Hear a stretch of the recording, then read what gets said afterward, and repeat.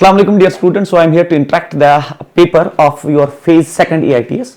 This is actually the paper 2 and the chapters included in this particular test are that is system of particles and rotational motion, gravitation, mechanical properties of solids, mechanical properties of fluids and thermal properties of matter. So let us get started with the interaction of the very first question, and the question is like this. तो पहला question बोल रहा है कि in the HCl molecule the separation between the nuclei of hydrogen and chlorine atoms is 1.27 angstrom. तो अगर आप इस क्वेश्चन को देखेंगे, you are having a hydrogen here and you are having a chlorine here and the separation between the two is 1.27 angstrom. ठीक है, तो ये आपके हाइड्रोजन क्लोराइड आयन है और इनमें सेपरेशन इतना है. If the mass of chlorine atom is 35.5 times that of hydrogen atom, तो अगर हाइड्रोजन एटम का मास में m लेता हूं तो इसका मास जो है वो 35.5 m मास दिया गया है. The center of mass of the HCl molecule is at a distance of. तो आपको पता होना चाहिए सिस्टम में जो सेंटर ऑफ मास हम निकालते हैं इन अ सिस्टम लाइक दिस, जहां पे आपको separation between the two atoms और टू ऑब्जेक्ट्स प्रोवाइडेड हो और हमें सेंटर ऑफ मास निकालना हो, तो सेंटर ऑफ मास जो होता है उसका जो डिस्टेंस है, फॉर एग्जांपल अगर आप यहां से डिस्टेंस लेते हैं तो you should know that this distance is inversely proportional to the mass. That is अगर आप यहां से डिस्टेंस ले रहे हैं तो मास आपको इसका लेना है, that is 35.5 m divided bye दोनों का मास ऐड करना है, that is m plus 35.5 m multiplied with net separation and the net separation is 1.27 angstrom. तो ये है आपका distance, it is distance from the hydrogen atom. ये distance from the hydrogen atom. हम ऑप्शंस पे चलते हैं और आप ऑप्शन नंबर 1 देख लीजिए. इट इज अच्छा, चलिए यहां थोड़ा इसको सॉल्व करते हैं पहले. x इज इक्वल, देखिए ये हो गया बराबर यहां 35.5 m डिवाइडेड बाय ये हुआ 36.5 m, ठीक है, क्योंकि 1 ऐड हुआ, और multiplied by it is 1.27 angstrom. तो mm यहां कैंसिल आउट हो जाएगा, you are left with it is 35.5 divided by 36.5 into 1.27 angstrom is the right answer for this particular question. तो आप देख लीजिए आपका पहला ऑप्शन जो है from hydrogen atom it is 35.5 divide by 36.6 angstrom from the hydrogen atom. क्योंकि इसमें कोई भी ऑप्शन ऐसा नहीं है कि बोथ ए एंड बी, तो हम सोच सकते थे कि यहां से अगर डिस्टेंस निकाले, बाय द वे वो डिस्टेंस जो हो जाएगी वो अगर आपको यहां से डिस्टेंस निकालनी होती दैट इज y, तो आप क्या करते, आप y निकालते. मैं आपको फॉर्मूला देता हूं बट करने की जरूरत नहीं. यहां से डिस्टेंस निकालते तो मास हाइड्रोजन का लेते, नीचे mass of hydrogen plus chloride that is 35.5 m multiply करते 1.27 एंगस्ट्रॉम. तो ये आंसर होना चाहिए था, बट आपका पहला ही ऑप्शन करेक्ट है और इसमें ऐसा कुछ नहीं है कि बोथ 1 एंड 2 या ऐसा कोई ऑप्शन होता तो हम फिर सोचते. So first is the right answer for this particular question.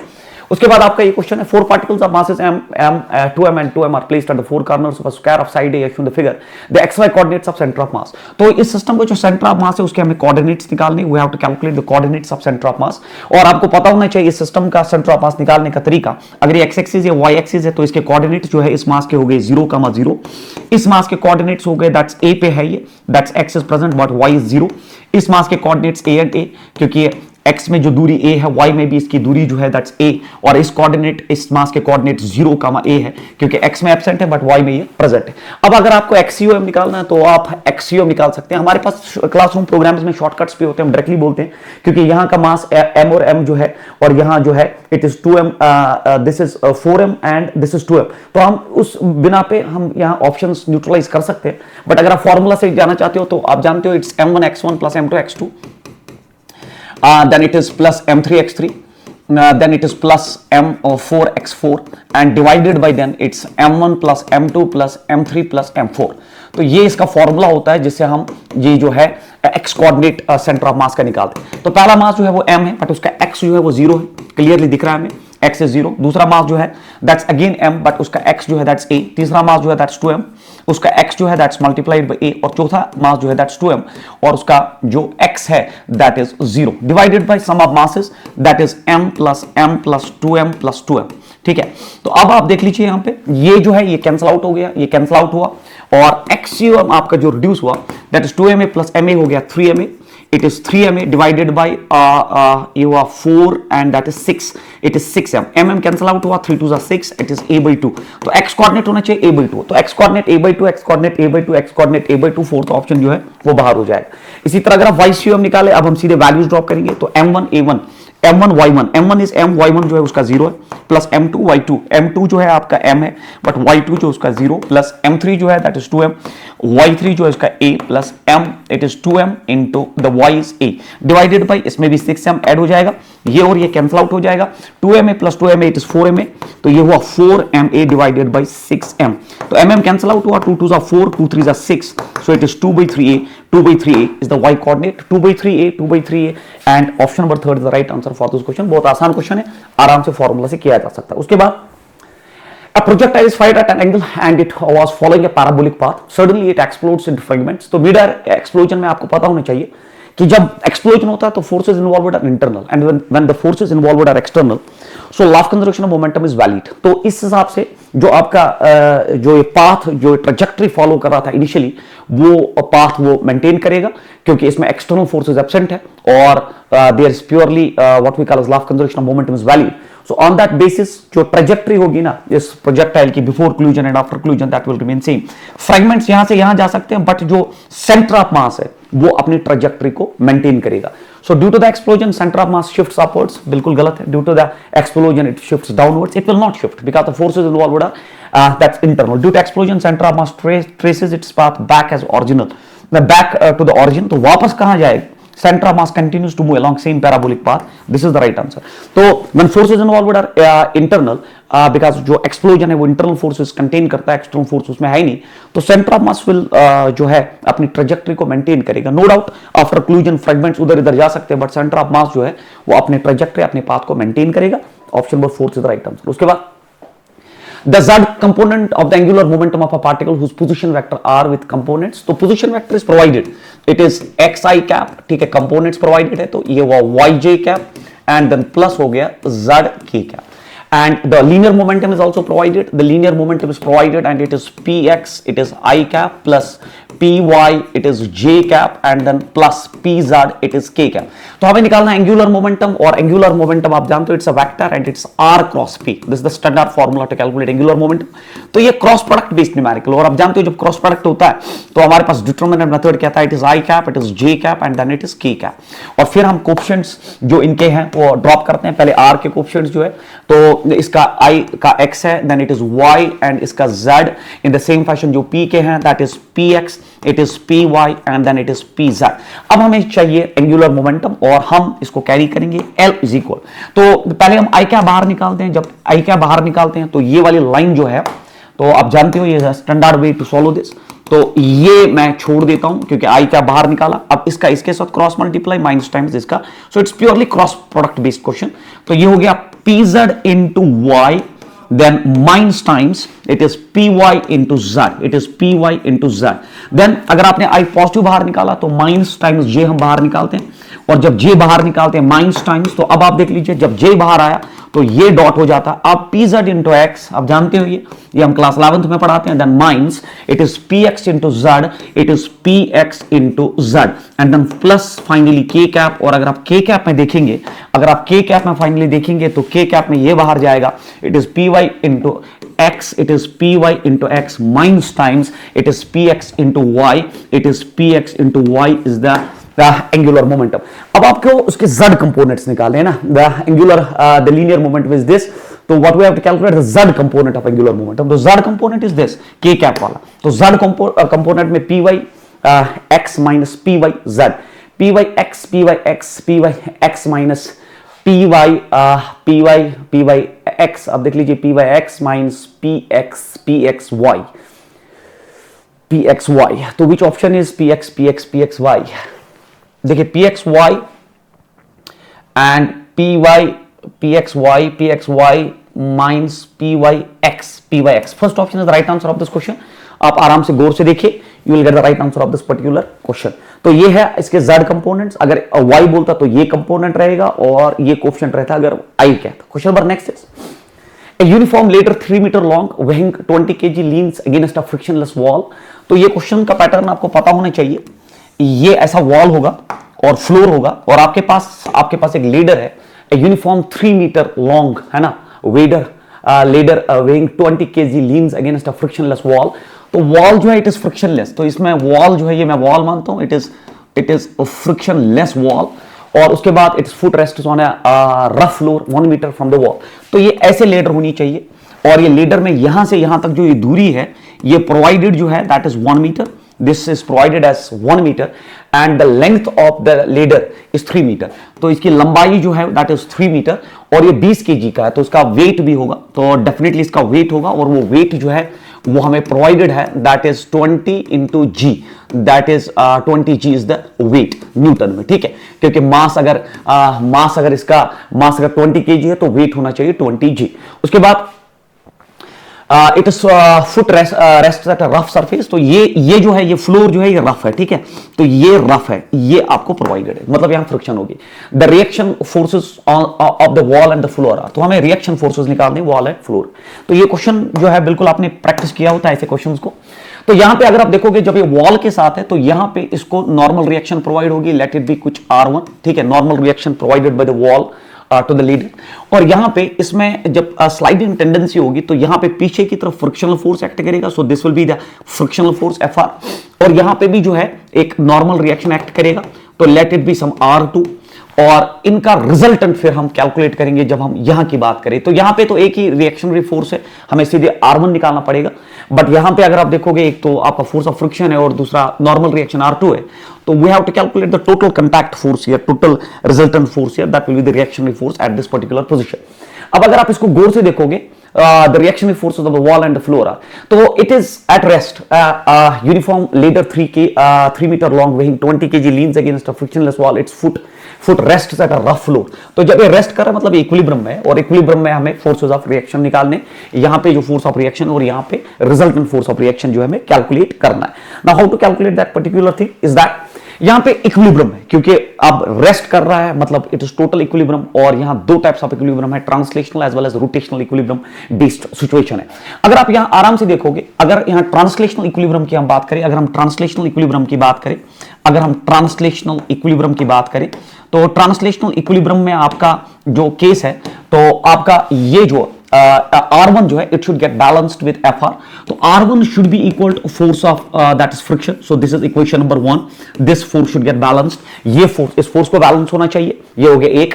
Vertical में भी ट्रांसलेशनल, ये हो गया हॉरिजॉन्टल में ट्रांसलेशनल इक्विलिब्रियम, और अगर आप वर्टिकल में ट्रांसलेशनल इक्विलिब्रियम देखेंगे तो यहाँ वेट है और यहाँ रिएक्शन है, तो मैं यहाँ लिखूंगा कि आपका जो R2 है, आपका R2 जो है वो वेट के बराबर होना चाहिए, so this is vertical translational equilibrium, ये this is horizontal translational equilibrium and this is vertical translational equilibrium. और यहां पे अगर आप देखोगे यहां एक रोटेशनल इक्विलिब्रियम भी है, तो अगर मैं इस पॉइंट पे रोटेशनल इक्विलिब्रियम जो है कैलकुलेट करूं, आप किसी भी पॉइंट पे निकाल सकते हो, क्योंकि इक्विलिब्रियम है तो इक्विलिब्रियम हर एक पॉइंट पे, तो यहां पे अगर रोटेशनल इक्विलिब्रियम की हम बात करें तो ये वाला फोर्स जो है आपका टॉर्क प्रोवाइड नहीं करेगा, ये वाला फोर्स आपको टॉर्क प्रोवाइड नहीं करेगा, क्योंकि they pass through the point of calculation, तो इनकी वजह से रोटेशनल इक्विलिब्रियम की संभावना नहीं है। बट अब ये रोटेशनल इक्विलिब्रियम में कहीं डेवलप नहीं होंगे, बट ये जो है ये यहां पे आपका this is the force and this is the perpendicular distance about this point जिस पे आप निकाल रहे हो, और परपेंडिकुलर डिस्टेंस के लिए हमें इसको पाइथागोरस से सॉल्व करना पड़ेगा। अगर मैं इस परपेंडिकुलर को देखूं तो आप जानते हो सारे हाइपोटेन्यूज स्क्वायर, दैट इज मैं यहां सॉल्व करूं इसको, it is 3 square is equal hypotenuse square is equal base square, that is 1 square plus perpendicular square, तो परपेंडिकुलर जो है वो हाइट मिल जाएगी, तो ये हुआ 9 minus 8, it is square here, 9 minus 1 is equal to p square, तो पी स्क्वायर परपेंडिकुलर स्क्वायर हो गया 8 और पी हो गया बराबर 2√2, जब आप इसका रूट निकालेंगे तो ये बेटा हो गया 2√2 के बराबर। अब आप मुझे बोलिए, अगर आपका रोटेशनल इक्विलिब्रियम है तो ये तो टॉर्क प्रोवाइड नहीं करेंगे, ना R2 प्रोवाइड करेगा, ना आपका जो है that is force of friction, क्योंकि they are passing through the point of calculation, but this is here and the perpendicular distance will be this thing and this perpendicular distance is here, so it is R1 multiplied by the perpendicular distance that is 2√2, ये वाला, and अब आपका जो wait है ये दूसरा torque provide करेगा, और ये टॉर्क जो है देन प्लस ये जो टॉर्क है, तो ये हो गया एक torque, that is this is the force multiplied by the perpendicular separation. अगर आप इसको एक्सट्रापोलेट यहां करेंगे, so this will be the line of action of the force and this the perpendicular distance जो मैंने यहां से निकाली, और अब अगर आप इसको देखेंगे तो ये जो है ये डाउनवर्ड से, और यहां परपेंडिकुलर सेपरेशन अगर आप देखोगे दैट इज ये टोटल डिस्टेंस 1 मीटर है, तो ये आधा मीटर हो गया, तो मैं इक्वलिटी यहां डेवलप करूं तो मैं यहाँ इक्वलिटी डेवलप करूं, मैंने लाइन ऑफ एक्शन को, ठीक है, तो यहां पे मैं इक्वलिटी डेवलप करूं, they should balance each other. तो इक्वलिटी में आपका जो है आपका W जो है मल्टीप्लाइड बाय 1/2 के बराबर होना चाहिए। This is for rotational equilibrium, ये आपके रोटेशनल इक्विलिब्रियम के लिए होना चाहिए। So this is the line of action of the force, ये line of action of the force है मल्टीप्लाइड बाय परपेंडिकुलर डिस्टेंस जिस पे आप रोटेशनल इक्विलिब्रियम निकाल रहे हैं, and this is the force and this is the perpendicular separation जो आपको प्रोवाइडेड।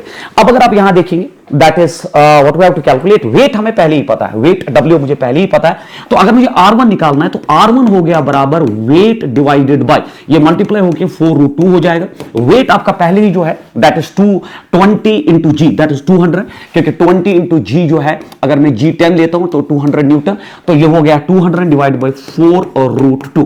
तो अगर आप यहां कैंसिलेशन करेंगे, सो 4 5 are 20, it is 5, 4 5 are 20 and it is 50, so it is 50 divided by √2। तो आपका R1 जो है 50/√2 होना चाहिए। तो इसको थोड़ा रैशनलाइजेशन करते हैं, तो आपका R1 जो है इट इज 50 डिवाइडेड बाय √2। अगर मैं √2 से मल्टीप्लाई करके √2 से डिवाइड करूं तो √2 2 होता है और 2 25 तो इट इज 25√2। तो R1 जो है 25√2 होना चाहिए। R1 25√2, अगर आप देखेंगे सिर्फ R1 पहले ऑप्शन में 25√2 है, इसमें नहीं है, इसमें नहीं है और इसमें नहीं है, तो ये ऑप्शन हो नहीं सकता।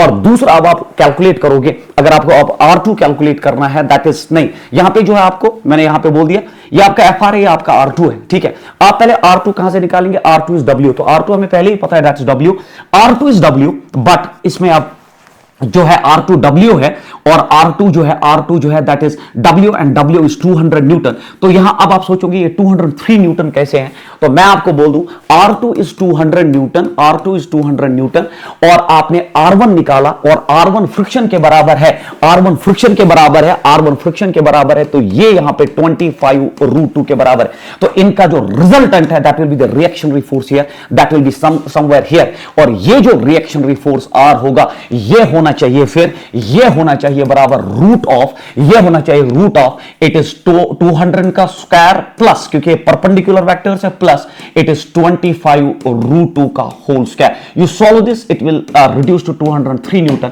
And that is the correct answer for this particular question. तो यहां पे आपको रिजल्टेंट इन दो का निकालना, that is the net reactionary force provided by the ground to the ladder, that is the story. बहुत आसान होता है, थोड़ा सा इसमें कैलकुलेशन इशू है, बट ये आप मैनेज करना पड़ेगा आपको।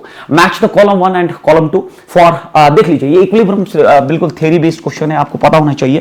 तो for translational equilibrium net force on the system should be absent. अगर आप ट्रांसलेशनल इक्विलिब्रियम की बात करते हैं तो net force should be absent, और अगर आप रोटेशनल इक्विलिब्रियम की बात करते हैं तो net torque should be absent. तो अगर आप फॉर ट्रांसलेशनल इक्विलिब्रियम देखेंगे तो ए आर के साथ आ जाएगा, net force should be absent, and rotational equilibrium की बात करें तो बी जो है वो एस के साथ होना चाहिए। But moment of inertia of a body आप सब जानते हो, इट्स एम के स्क्वायर, ठीक है, it is m r square and then it's mk square in terms of radius of gyration, and torque is required to produce angular acceleration, क्योंकि जब torque होता है तो एंगुलर एक्सेलरेशन आता है। तो यहां पे आप मैच करिए और देखिए a के साथ r, b के साथ s, a के साथ r, b के साथ s, c के साथ p एंड d के साथ q, d के साथ q, ऑप्शन नंबर 4 जो है इसका राइट आंसर होना चाहिए। उसके बाद आपका नेक्स्ट क्वेश्चन है, to discuss of moment of inertia I1 and I2 about their respective axes rotating with angular frequencies omega and omega1 and omega2 respectively are brought into contact face to face with their axis of rotation coincide the angular frequency of the composite discs is। तो ये it's merger, तो मतलब आपका एक disc है, इसका कुछ moment of inertia that is I1, उसका कुछ एंगुलर वेलोसिटी omega1 है, फिर आपके पास दूसरी डिस्क है, इसका कुछ moment of inertia about the axis of rotation I2 है और उसका कुछ एंगुलर वेलोसिटी omega2 है। आपने इनको जेंटली एक दूसरे के साथ मर्ज किया, और जब आपने इन दो डिस्क्स को एक साथ मर्ज किया with the axis coinciding, you have to find the net angular velocity, that's the question. So by law of conservation of angular momentum we say that there is no external torque, this has been, ये जो merger है आपने इनको एक साथ merge किया, तो यहां को एक्सटर्नल टॉर्क इन्वॉल्वड नहीं है। तो initial angular momentum of the system should be final angular momentum। Initial angular momentum हो गया इसका I1 omega1 plus I2 omega2, ठीक है, I1 omega1 plus I2 omega2 is equal finally moment of inertia जो है I1 प्लस I2 हो जाएगा system का, multiplied by net angular velocity, क्योंकि angular momentum is moment of inertia into angular velocity. So it is I1 omega1 then it is plus it is I2 omega2 divided by, ये नीचे आ जाएगा, it's I1 plus I2। ये बिल्कुल एक PYQ based question है जो आप जानते हो। तो first is the right answer for this particular question. So पहला जो I1 omega 1 plus I2 omega 2 divide by I1 plus I2, we believe that in this particular case there is no external torque and therefore angular momentum conservation is valid. उसके बाद question number next आपका जो है ये भी बहुत आसान question है. Two solid spheres each of mass m and radius r/2. It is provided, इसका मास m रेडियस r/2, इसका भी mass m radius r/2 are connected by massless rod. तो ये मासलेस रॉड है बट इसकी लंबाई है, तो मास इसका नहीं है, तो इसका मोमेंट ऑफ इनर्शिया नहीं होगा क्योंकि ये मासलेस रॉड है. What will be the moment of inertia of the system about an axis passing through the center of one of the spheres and perpendicular to the rod? So you have to calculate the moment of inertia about this particular axis जो एक के centre से पास करके perpendicular to the rod है. तो आप जानते हो अगर इस पे मुझे मोमेंट ऑफ इनर्शिया निकालना है तो आप सब जानते हो मोमेंट ऑफ इनर्शिया. पहले ये सॉलिड स्फीयर है तो इसका मोमेंट ऑफ इनर्शिया हो गया 2/5 mr². mr हो गया बराबर r/2 क्योंकि इसका रेडियस r/2² है. तो ये हो गया इसका मोमेंट ऑफ इनर्शिया. फिर ये रॉड है, इसका मास नहीं है तो इसका मोमेंट ऑफ इनर्शिया नहीं है, तो मैं यहां बिल्कुल जीरो लिख दूं क्योंकि इसका मोमेंट ऑफ इनर्शिया नहीं है because of the fact that it is massless. फिर आपको इस स्फीयर का मोमेंट ऑफ इनर्शिया इस एक्सिस पे निकालना है. तो पैरेलल एक्सिस थ्योरम कहती है कि पहले देखो सेंटर में मत कोई एक्सिस है जिस पे मोमेंट ऑफ इनर्शिया यस है, और वो है 2/5 mr², दैट्स r/2 का whole square, and then plus आपको करना है that's parallel axis theorem, that is mass multiplied by perpendicular दूरी का square. Mass multiplied by mass m है, परपेंडिकुलर दूरी जो है दैट इज 2r का होल स्क्वायर. ये आपने जो यहां पे यूज किया this is what we call as parallel axis theorem. तो अब आप देख लीजिए I हो गया बराबर 2/5, ये हुआ mr² डिवाइडेड बाय 4. तो ये हो गया आपका, देन प्लस ये भी हो गया आपका 2/5, ये हो गया आपका mr²/4, देन प्लस हो गया आपका दैट इज 4 टाइम्स mr². अगर मैं थ्रू 4 से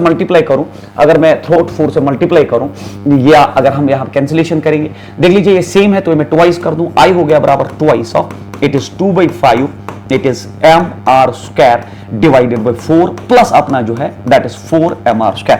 दिस इज प्योर मैथमेटिक्स. तो 2 2 4 4 4 जो है वो कैंसिल आउट हो जाएगा. 5 4 20 plus 1 it is 21 divide by 5 mr² should be the right answer of this question. 21/5 mr² is the right answer of this particular question. It is purely a question based on that is parallel axis theorem, जो आपको अगर अच्छा है तो आप इस question को आराम से उड़ा सकते हैं. उसके बाद a uniform disc of mass m, तो you are having a disc here. तो ये जो इन्वॉल्वड यहाँ पे स्ट्रक्चर, ये डिस्क है, रिंग नहीं. आप मास m, इसका मास m है, radius r at a point, तो इसका रेडियस जो है बेटा that is r. This is provided as r. The acceleration of point of mass is we have to calculate the acceleration of this point mass. इसका हमें acceleration निकालना है. Is assume there is no slipping between the pulley and the thread and the disc can rotate smoothly about a fixed horizontal axis passing through its center and perpendicular to plane. तो यहाँ पे आपको पता होना चाहिए this is actually यहाँ पे weight act करेगा दैट्स mg, और यहाँ पे थर्ड में डेवलप होगा टेंशन और ये नीचे आएगा विद सम एक्सेलरेशन. तो आप इक्वेशन आप आराम से बना सकते हैं that's mg minus t is equal to ma. This is the standard equation, you should no. तो ये आराम से आप इक्वेशन डेवलप कर सकते हैं क्योंकि ये नीचे आ रहा है तो weight should be more than tension. But यहाँ पे और एक इक्वेशन डेवलप होगी. ये जो टेंशन है it is always away from the point of contact. तो यहाँ पे भी अवे और यहाँ पे भी अवे, और यहाँ पे this force this tension multiplied by r it will provide torque, and torque होता है बराबर एक तो I अल्फा, टॉर्क होता है बराबर I अल्फा, और टॉर्क यहां पे हो गया force into force arm that is T into R is equal to I into alpha. तो यहां पे आपका T जो है इसके बराबर हो गया, और मैं यहां पे अगर मैं T लिखूं तो T हो गया बराबर it is I alpha divided by R. तो यहां पे अगर मैं ड्रॉप करूं दैट्स mg माइनस T के बदले में लिखूं यहां पे I alpha divided by R is equal to ma. तो बट आप सब जानते हो that you have that a is equal to that is r into alpha. ठीक है, a is equal to r alpha, जैसे v होता है बराबर it is omega into r, तो वैसे a is equal to r into alpha. तो यहां पे अगर हम अल्फा को रिप्लेस कर दे तो ये बनेगा a बाय r. तो अगर मैं यहां लिखूं mg तो माइनस I मैं ऐसे रखूं फिलहाल, अल्फा के बदले में लिखूं a by r is equal to ma. तो यहां पे आप कैंसिलेशन पे काम करेंगे हम. मोमेंट ऑफ इनर्शिया डिस्क का होता है सेंट्रल एक्सिस पे mr² by it is 2, it is mr² divided by 2, और पहले अल्फा के बदले a बाय r और a भी स्क्वायर तो हो गया क्योंकि अल्फा हो गया a बाय r और अपना r था. तो यहां पे हो गया बराबर mr² by 2 into a by r² is equal to ma. तो यहां r² कैंसिल आउट होगा बेटा.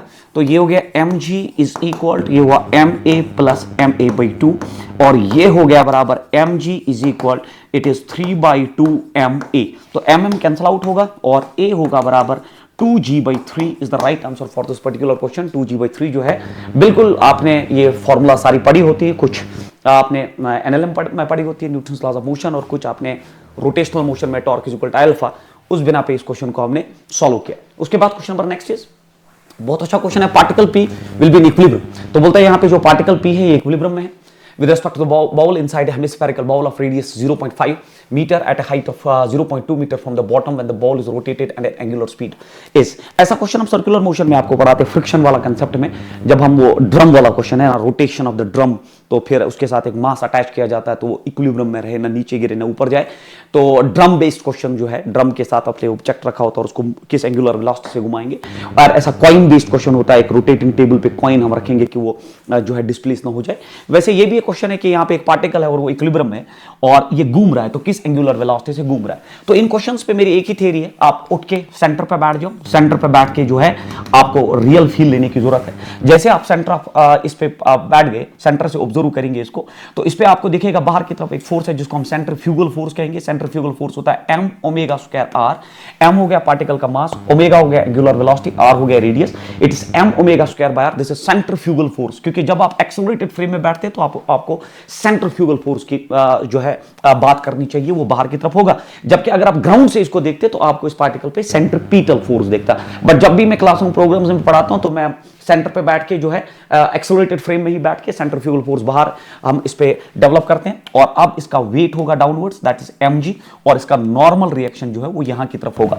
अगर आप ये नॉर्मल रिएक्शन हो गया तो ये हो गए forces, this will be the what we call as centrifugal force. जो अब आप एक्सेलरेटेड फ्रेम में बैठ के देख रहे हैं, सेंट्रीफ्यूगल फोर्स, ये हो गया वेट, ये हो गया नॉर्मल रिएक्शन। और अब आप इस नॉर्मल रिएक्शन को आराम से यहां पे रिजोल्व कर सकते हैं। मैं इसको रिजोल्व करने जा रहा हूं। तो नॉर्मल रिएक्शन का एक कंपोनेंट इधर आएगा, नॉर्मल रिएक्शन का दूसरा कंपोनेंट इधर आएगा। तो अगर नॉर्मल रिएक्शन, तो बिफोर दैट अगर आप एंगल निकालना चाहते हैं, देखिए बच्चे, अगर मैं इस एंगल को मानता हूं यहां पे थीटा, तो इस एंगल को मैं मानता हूं थीटा, तो ये आपका जो है ये हुआ n cos थीटा वाला कंपोनेंट और ये हुआ n sin थीटा वाला कंपोनेंट, क्योंकि थीटा आराम से निकाल सकते हैं। तो for equilibrium here n sin theta should balance mg, तो आपका n sin थीटा जो है वो mg को बैलेंस करना चाहिए, और आपका n cos थीटा जो है वो सेंट्रीफ्यूगल फोर्स को बैलेंस करना चाहिए, that's m omega square r। n cancel out हुआ, sin by cos is tan of theta, और tan ऑफ थीटा हो गया बराबर mm कैंसिल आउट हुआ क्योंकि मैंने दोनों साइड को डिवाइड किया, it is g by omega square r। अब आप tan ऑफ थीटा कैसे निकालोगे? tan ऑफ थीटा होता है बराबर परपेंडिकुलर बाय बेस, तो परपेंडिकुलर यहां पे 0.3 है और बेस जो है that is 0.4, point cancel out हो गया, ये 3/4 हो गया क्योंकि it is perpendicular and this is base. तो ये हो गया आपका 3/4, ये हो गया g divided by omega square r। Omega square इधर लीजिए, तो ये बना 4g bye it is 3r, और फिर taking root here it is root of 4g by 3r। अब सब कुछ प्रोवाइडेड है आपके पास, इट इज 4, देन g का वैल्यू आप 10 ले सकते हैं, g का वैल्यू 10 डिवाइडेड बाय 3, और r जो है दैट इज द रेडियस, और रेडियस जो इसको है प्रोवाइडेड दैट इज 0.4।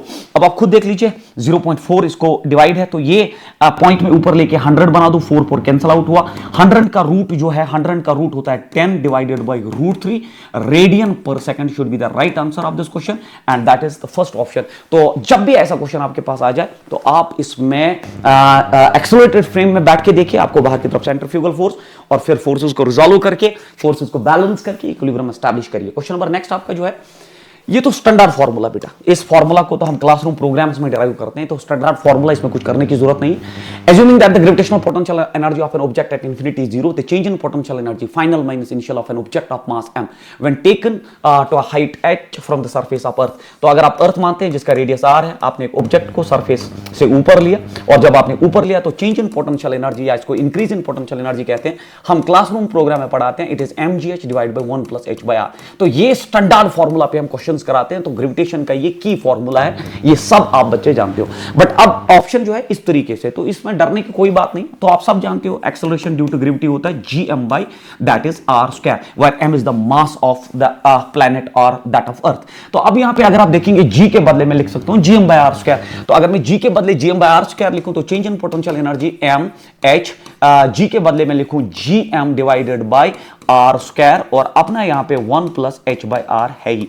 तो इसको थोड़ा सॉल्व करिए, तो सॉल्व कैसे करेंगे sir? It is del u, it is g capital M small m, it is h divided by, ये हुआ r², अगर यहां आप देखेंगे ये हुआ r + h divided by r, तो यहां पे एक r कैंसिल आउट हो जाएगा, तो you are left with gm m capital M small m h divided by r into r plus h should be the right answer of this question. तो gm capital M small m h divided by r into r plus h, तो मैंने बोला था ना it's a standard formula. आपको जबानी, कुछ बच्चों को तो यही फॉर्मूला जबानी याद होती है, बट हम क्लासरूम प्रोग्राम में मैं इसको यहां तक ले जाता हूं. अब यहां पे हम वैल्यूज ड्रॉप करके इस क्वेश्चन को उड़ा सकते हैं. Question number next is A satellite is orbiting just above the surface of Earth. तो अर्थ अगर आप मानते हैं जिसका मास m है, रेडियस r है, और एक सैटेलाइट इसके इर्द गिर्द घूम रहा है, तो सैटेलाइट जो है उसका मास है और वो घूम रहा है इस पे, उसका कुछ ऑर्बिटल स्पीड होगा. A satellite is orbiting just above the surface of Earth. तो just above the surface of Earth at some height ही होगा with time period t. If d is the density of the Earth, अगर इस Earth का density d है, g is universal gravitational constant, then quantity 3 pi by gd represents, तो इनमें से कौन सा क्वांटिटी है? तो बहुत आसान. जब एक सैटेलाइट घूमता है तो उसका टाइम पीरियड होता है बराबर डिस्टेंस ट्रैवल्ड, दैट इज 2 पाई. मैं मानता हूं ये सारी डिस्टेंस यहां से यहां तक r है, ठीक है, divided by that is orbital velocity, and you know that orbital velocity is gm divided by r. तो बेटा आप सब जानते हो that we all know that जो स्पीड होता है बराबर distance travelled divided by time taken. तो टाइम होता है डिस्टेंस बाय स्पीड, टाइम होता है distance by speed. Distance travelled हो गया 2 pi r, where r is the radius, total distance from centre to centre, and orbital speed तो आप सब जानते हैं, ऑर्बिटल स्पीड का जो generalised formula that is root of gm divided by the distance from centre to centre, where m is the mass of the planet.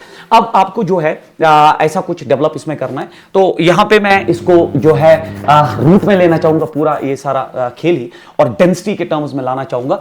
तो t अगर ये सारा रूट में आ जाए, तो ये रूट में 4 आएगा, ये रूट में पाई स्क्वायर आएगा, ये रूट में r स्क्वायर आएगा, तभी तो रूट से बाहर जाएगा, और नीचे जो रूट में है वो पहले ही gm by r square, gm by r. तो gm by r है, तो मैं gm by r को gm by r ही फिलहाल लेके चलता हूं. अब इसको हम सॉल्व करते हैं. देखो बेटा t हो गया बराबर, it is root of, it is 4 pi square, it is r square के बदले में जो है r स्क्वायर, चलो r स्क्वायर ही रखते हैं फिलहाल, r स्क्वायर ही रखते हैं. ये हुआ g divided by small r. अब मास होता है डेंसिटी इनटू वॉल्यूम, तो डेंसिटी d दिया गया, और वॉल्यूम होता है बराबर 4/3, it is pi, it is 4/3 pi r cube, where r cube is the radius of the earth, 4/3 pi r cube. तो mass of earth को मैंने density and volume में लिख दिया, mass को मैंने density into volume के terms में लिख दिया. अब आप देख लीजिए जो cancellation होगी, अब आप अगर देखेंगे cancellation किस टर्म की होगी, सबसे पहले 4 कैंसिल आउट हो जाएगा, उसके बाद 1 पाई जो है कैंसिल आउट होना जो है वो स्टार्ट हो जाएगा, 3 पाई बाई gd. तो अब आप थोड़ा अरेंज करिए, t जो है इसको आप मैनेज करिए. ये हुआ it is t is equal, it is यहां पे बचा एक पाई, और यहां बचा r में ऊपर ले जाऊंगा, ये बना ऊपर पाई आर क्यूब, ठीक है, पाई आर क्यूब. क्यों? क्योंकि आर स्क्वायर और स्मॉल आर ऊपर गया, और यहां बचा जी डी और आर क्यूब, यहां बचा जी डी और यहां बचा बेटा आर क्यूब. बट अगर आप स्मॉल आर को देखेंगे तो ये स्मॉल आर आपको दिखेगा, it is are plus H. तो स्मॉल आर खुद बराबर है आर प्लस एच. तो यहां पे अगर मैं इसको कैरी करूं तो ये हुआ pi, it is are plus h का whole cube divided by it is ji d r cube. अगर हम स्मॉल हाइट्स के लिए, satellite is orbiting just above the surface of Earth, तो height is very small. When height is very small, it is neglected. तो मैं लिख सकता हूं it is root of, it is pi r cube, क्योंकि height is neglected, small heights है, और divided by it is ji D by R cube. R cube cancel out होगा, R cube cancel out होगा, और अगर are cube cancel out हुआ, और 3 भी है ना यहाँ पे बेटा, ये 3 ऊपर मल्टीप्लाई हुआ, तो 3 हम छोड़ रहे थे, तो 3 ऊपर है. अब आप देख लीजिए ये बना बराबर root of 3 pi by G D, 3 pi by G D. अब हमें बोल रहा जा रहा है 3 pi by G D represent क्या कर रहा है, तो स्क्वायरिंग बोथ साइड्स, तो ये बनेगा T square is equal 3 pi by G D. अगर आप देखेंगे 3 पाई बाई जी डी जो है वो टी स्क्वायर है, that is the first option. तो बहुत आसान है, बट फॉर्मुलाज में थोड़ा आपको अच्छी ग्रिप होनी चाहिए, तब जाके इन क्वेश्चंस को आप सॉल्व कर सकते हैं. उसके बाद a particle, again very standard question, ठीक है, ये स्टैंडर्ड क्वेश्चन है, और ये फॉर्मूला जो है ये फॉर्मूला जो है स्टैंडर्ड क्वेश्चन के कैटेगरी में, आप इनको जबानी याद रखिए, आप फायदे में रहेंगे. तो अ particle of mass m is projected with a velocity v with this k is less then 1. तो अगर आप सरफेस ऑफ अर्थ जिसका मास m है, रेडियस r है, एक पार्टिकल को फायर करते हैं विद अ वेलोसिटी, और वो वेलोसिटी में आप k लेस देन 1 करते हैं, मतलब एस्केप वेलोसिटी से कम, क्योंकि it is k times escape velocity, but k is less then 1, it is less then escape velocity. तो एस्केप तो नहीं करेगा, ये किसी हाइट पे जाएगा, और वो हाइट पे आके रुक के वापस गिर जाएगा। This is the theory. अगर k ग्रेटर देन 1 होता तो एस्केप कर जाता। ये हम आपको पढ़ाते हैं from the surface of earth why v is escape velocity. तो अगर आप एस्केप वेलोसिटी से कम वेलोसिटी दे रहे हैं तो कॉमन सेंस कह रहा है प्रोजेक्टाइल, ये ऑब्जेक्ट किसी हाइट पे जाके रुक के वापस गिरेगा। अगर आप एस्केप वेलोसिटी से ज्यादा तो ये एस्केप कर जाता द मैक्सिमम हाइट, तो हाइट ही पूछना चाहिए वो। और हम आपको पढ़ाते हैं क्लासरूम प्रोग्राम्स में it is n square r divided by 1 minus n square, वहां हम बोलते हैं n टाइम्स। अब यहां पे k टाइम्स बोला है तो ये हुआ h is equal k square r divided by 1 minus k square. तो n is replaced by k। तो क्लासरूम में अगर हम n पढ़ाते हैं, यहां k दिया है, तो मुझे नहीं लगता है it is r k square divided by 1 minus k square. It is purely done on the base of law of conservation of energy. हम यहां लिखते हैं total energy is half of mv square minus gmm by r, और यहां पे रुक के यहां पे potential energy minus gmm by r plus h, क्योंकि काइनेटिक एनर्जी यहां खत्म होगी। So on that basis we used to derive this, but this is a standard equation. Why to derive this unnecessary? जिस बच्चे को एंट्रेंस क्वालिफाई करना उसको ये इक्वेशन ज़बानी याद होनी चाहिए, और मैं रिकमेंड करता हूं आप इसको याद करिए, इस पे ऑब्जेक्टिव करिए। और अगर आपकी वेलोसिटी इससे ज्यादा होती तो एस्केप एस्केप जब वो करेगा वहां पे वेलोसिटी कितनी होगी, तो वो फॉर्मूला भी आप इसमें ऐड कर सकते हैं। उसके बाद question number next is assertion है, if we move from poles to equator, the direction of acceleration due to gravity of earth always points towards the center of earth without any variation in magnitude। बिल्कुल गलत। देखो direction जो है वो बिल्कुल centre of earth की तरफ है, but in moving from equator to poles acceleration due to gravity increases। we say that at poles acceleration due to gravity is greater than at equator। ठीक है, बिकॉज अगर आप देखोगे इक्वेटर पे acceleration होती है g minus R omega square, तो इसका ये मतलब है पोल्स पे जो एक्सेलरेशन होती है वो g होती है, तो मतलब पोल्स पे एक्सेलरेशन इक्वेटर से ज्यादा होती है। और एक आदमी मूव करता है पोल से इक्वेटर और बोलता है मैग्नीट्यूड में कोई वेरिएशन नहीं, तो this statement is totally wrong. And उसके बाद at equator the direction of acceleration due to gravity is always due to gravity is towards the center of earth। ये तो हमेशा होती है, ये सिर्फ सेंटर पे ही नहीं होती है, ये हमेशा towards the center of earth होती है। एक्सेलरेशन ड्यू टू ग्रेविटी आप सेंटर ऑफ अर्थ पे ही हमेशा, अगर आप सरफेस ऑफ अर्थ पे है तो हमेशा सेंटर की तरफ लीड करता है। अब आप इक्वेटर पे है तब भी वो सेंटर की तरफ है। तो reason is correct but assertion is जो false, assertion is false, reason is true. This is the right answer of this question. Question number next आपका जो है potential energy of a 3 kg body at the surface of earth is this. तो you are at the surface of earth और आपका potential energy provided है, so you are bound there with an energy of -54 joule.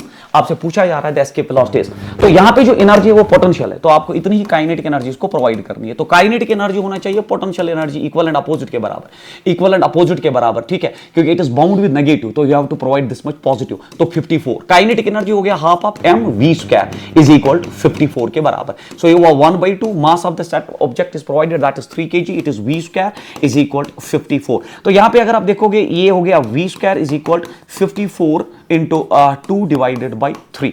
तो ये आप cancellation करिए और देख लीजिए किसके बराबर आता है। तो v मुझे लगता है ये 6 पे रिड्यूस हो जाएगा, 6 मीटर पर second should be the right answer of this question. दो 6 इज द राइट आंसर। अगर आप इस पे रूट लेंगे तो it will reduce to that is what we call as 6 metre पर second is the right answer of this question. So the concept is this, it is bound with this energy, है ना, it is bound with this energy. अगर आपको इसको यहां से उठा के बाहर करना है ना तो आपको इतनी काइनेटिक एनर्जी, तो वही मैंने यूज किया, kinetic energy should be equal and opposite. ये नेगेटिव से बाउंड है, आप इतनी पॉजिटिव काइनेटिक एनर्जी प्रोवाइड करिए। ऐसा हम जो है मॉडर्न फिजिक्स में इलेक्ट्रॉन अगर बाउंड होता है -13.6 इलेक्ट्रॉन वोल्ट से first shell of hydrogen atom में, आप +13.6 प्रोवाइड करिए, इलेक्ट्रॉन हमेशा निकल जाएगा। We call this as ionisation, we call this as ionisation energy. उसके बाद क्वेश्चन नंबर नेक्स्ट देख लीजिए, ये एक टॉप क्लास क्वेश्चन है, ये ओरिजिनली एस.सी. वर्मा का क्वेश्चन है, बट आप इसको कर सकते हैं, ये मैं कराता हूं क्लासरूम प्रोग्राम्स में। The mass and radius of earth and moon are m1 r1 and m2 r2 respectively, their centres are at a distance d apart. See है, इस क्वेश्चन को मैं law of conservation of energy से class में पढ़ाता हूं और यही मेथड मैं आपको यहां पे भी दिखाना चाहता हूं। The mass and radius of अर्थ, तो mass is m1 and radius is r1, और मून का मास m2 है और उसका रेडियस प्रोवाइडेड जो है वो r2 है। The mass and radius of the moon and earth are and they are separated by distance d apart from their centre. तो सेंटर से सेंटर तक लोकेशन जो वो d है, with what velocity a particle of mass m be projected from the mid point of their centres so that it may escape to infinity. तो यहां पे mid point पे एक मास है, उसको किस वेलोसिटी से फायर किया जाए कि वो इंफिनिटी पे भाग जाए, तो इंफिनिटी पे भाग जाए, तो ये दूरी यहां से जो है इट इज d/2, क्योंकि मिड पॉइंट मतलब ये दूरियां जो है बिल्कुल बराबर। तो किस वेलोसिटी से इसको फायर करे कि वो एस्केप हो जाए, मतलब वो इंफिनिटी पे जाए, तो बस यही तो हम क्लास में पढ़ाते हैं बेटा। यहां पे जो इसकी टोटल एनर्जी है वो यहां की टोटल एनर्जी के बराबर होनी चाहिए। अब यहां पे टोटल एनर्जी क्या क्या, एक काइनेटिक एनर्जी जिसे आपने फायर किया हो गया एक, उसके बाद इसके साथ gravitational potential energy which is -gmm, तो it is m1 and m divided by r, r is d/2, ये हो गया। अब इसका gravitational potential minus gm1 that is m2 into m divided by d, दूरी इज d/2 एंड इन्फिनिटी पे जाके जब वो पहुंचता है उसकी सारी एनर्जी समाप्त होती है, क्योंकि minimum velocity which is required to make it escape पे जैसे वो पहुंचेगा ना काइनेटिक एनर्जी होगी ना पोटेंशियल एनर्जी होगी। This is how to balance this particular question. Single line solution है ये। सिंगल लाइन सॉल्यूशन में ये है कि जब आप इसको कैरी करोगे बेटा तो ये बनेगा half of mv² is equal, तो ये आप उधर कैरी करिए पॉजिटिव हो जाएगा, ये भी पॉजिटिव हो जाएगा, 2 ऊपर मल्टीप्लाई हो जाएगा तो ये बनेगा twice of gm1 into m divided by d और plus twice of gm2 into m divided by बेटा d। तो मैंने 2 ऊपर लिया और दोनों नेगेटिव जो है वो पॉजिटिव रिड्यूस हुए, small m through out cancel out हो जाएगा, 2 मल्टीप्लाई होकर 4 बनेगा, 4g जो है वो कॉमन आएगा तो v is equal root of, क्योंकि स्क्वायर है तो रूट जाएगा, it is 4g, it is m1 plus m2 multiplied by d is the right answer of this question. 4g m1 plus m2 और d जो है इसका बिल्कुल सही आंसर है and this is how to solve this particular numerical. उसके बाद question number next आपका जो है, if a graph is plotted between t square and r³ for a planet then it slope will be. तो ये भी वही हुआ कि t square and r³ for a planet, तो अगर प्लैनेट रिवॉल्व कर रहा है तो उसका टाइम पीरियड होगा 2πr divided by the orbital velocity, क्योंकि प्लैनेट अगर किसी सर्कुलर ऑर्बिट में घूम रहा है जिसका रेडियस r है तो आपका टाइम पीरियड और उसका ऑर्बिटल वेलोसिटी, तो उसका टाइम पीरियड अभी मैंने पीछे वाले न्यूमेरिकल में पढ़ा इट्स 2πr/v, तो मैं लिख सकता हूं 2πr और मैंने अभी ऑर्बिटल वेलोसिटी घूमने वाली वेलोसिटी पढ़ाई आपको, जनरलाइज्ड फार्मूला है, it is gm by that is small r, where m is the mass जिसके इर्द गिर्द वो घूम रहा है, तो मास ऑफ दिस सन मान लीजिए, प्लैनेट सन के इर्द गिर्द घूम रहा है तो प्लैनेट का मास खुद स्मॉल है बट सन का मास लिया जाता है यहाँ पे।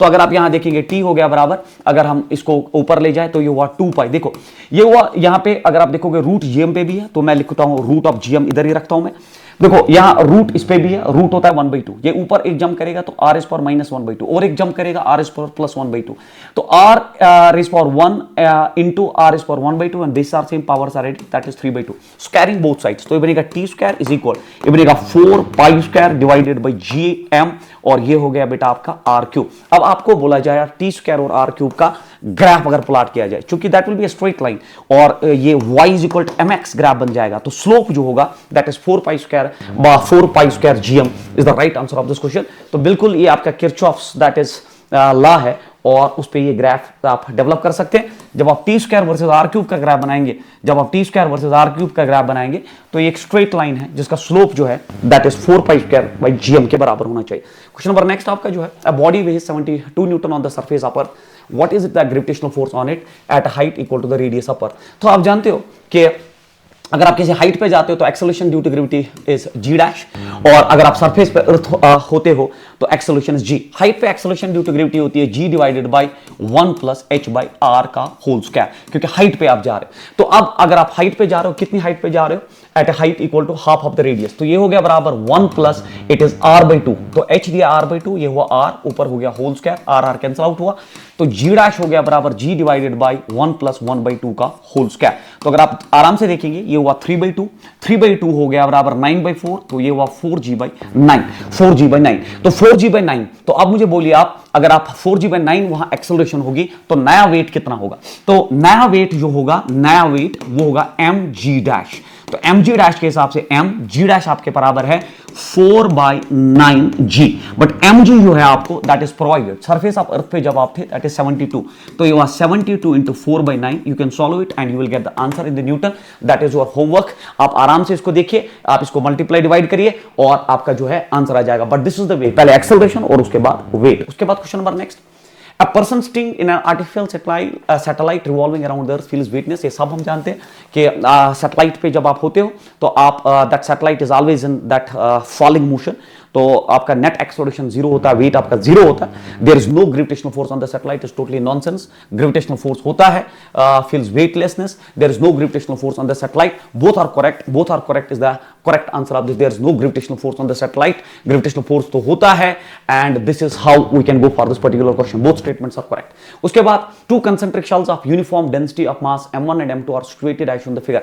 तो आपके पास दो शेल्स है, एक m1 है दूसरा m2 है, two concentric shells of uniform uniform density of mass m1 and m2 are situated as shown in the figure. The forces experienced by a particle of mass m1 placed at position A, B and C respectively is, तो OA distance ये provided है, तो आपको निकालना है gravitational force. तो देख लीजिए आप, अगर आप देखेंगे यहां पे सी पे मैं आपको पहले ले जाऊं तो यहां पे ग्रेविटेशनल फोर्स टोटली जीरो होगा, क्योंकि शल के अंदर फील्ड जीरो होता है और जब फील्ड जीरो होता है तो फोर्स जीरो होता है, मतलब पॉइंट सी पे फोर्स जीरो ये कंफर्म है और दो ऑप्शंस में जीरो है, तो पहले दो ऑप्शन तो हो ही नहीं सकते, पहले दो ऑप्शन हो ही नहीं सकते, लास्ट के दो ऑप्शन जो है इसमें आंसर है। This is the way to go for this question. तो अब जो बाहर वाला पॉइंट है, जब पॉइंट ए की बात करें तो यहां पे जब आप फोर्स निकालो तो सारा मास कंसंट्रेट होता है सेंटर पे, और फोर्स जो है इट इज जी, सारा मास कंसंट्रेट हुआ सेंटर पे, और ऑब्जेक्ट का मास में स्मॉल एम लेता हूं तो सारा मास सेंटर पे कंसंट्रेट होता है, क्योंकि एक्सटर्नल पॉइंट के लिए हम बिलीव करते हैं कि सारा मास कंसंट्रेट सेंटर पे होता है। It is m1 plus m2 multiplied by m divided by distance का स्क्वायर, और distance square is OA, OA के बदले p स्क्वायर। तो बेटा ये होना चाहिए आपका फोर्स जब आप पॉइंट 2 पे। तो यहां पे देख लीजिए दो ऑप्शन मैंने पहले ही न्यूट्रलाइज किए थे, that is g m1 m2 m p square, ये होना चाहिए।